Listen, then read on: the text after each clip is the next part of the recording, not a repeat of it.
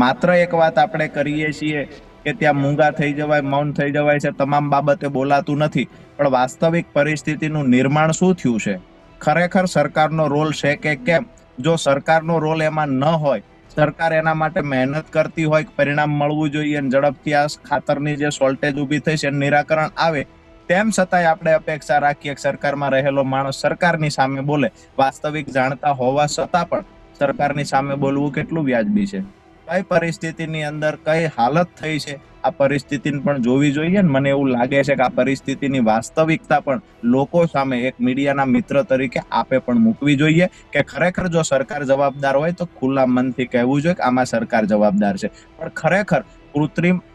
આફત કાંઈ આવી છે અથવા કુદરતી આફત આવી છે અને આ જો શોર્ટેજ ઊભી થઈ છે એના માટે પણ બોલવું જોઈએ, ખરેખર આમાં સરકારનો કોઈ રોલ નથી. વાસ્તવિકતા એ છે કે આપણે હંમેશા કહીએ છીએ કે ભારતીય જનતા પાર્ટીમાં જઈને લોકો ચૂપ થઈ જાય છે, આ લોકોની માન્યતા છે. હું એવા 10 દાખલા આપી શકું